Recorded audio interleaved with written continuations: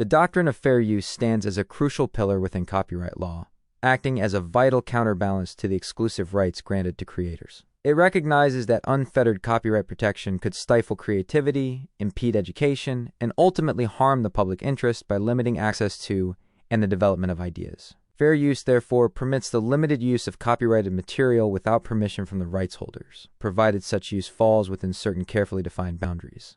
It's not a blanket exemption, but rather a flexible doctrine that requires careful consideration of specific factors on a case-by-case basis. The underlying purpose of fair use is to promote progress by fostering freedom of expression and encouraging the dissemination of knowledge. It allows for the use of copyrighted works in contexts like criticism, commentary, news reporting, teaching, scholarship, and research, recognizing the societal value of these activities. Imagine a film critic unable to quote from the movie they're reviewing, or a historian barred from including excerpts from primary sources in their book. Such restrictions would severely hamper intellectual discourse and limit the public's ability to engage with creative works. Determining whether a particular use qualifies as fair use is a complex undertaking, as there are no hard and fast rules. Instead, courts rely on a four-factor balancing test.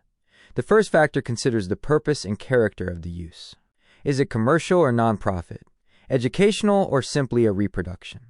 Crucially, is the new use transformative, adding new meaning or purpose to the original work, or is it merely a derivative work that substitutes for the original? Transformative use is more likely to be considered fair. The second factor examines the nature of the copyrighted work itself. Is the original work factual or creative? Is it published or unpublished? Using a factual work is generally more likely to be considered fair use than using a highly creative work, as the scope of copyright protection is often narrower for factual works. Similarly, the use of unpublished works is often viewed with greater scrutiny, as the creator has not yet had the opportunity to control the first public release of their work.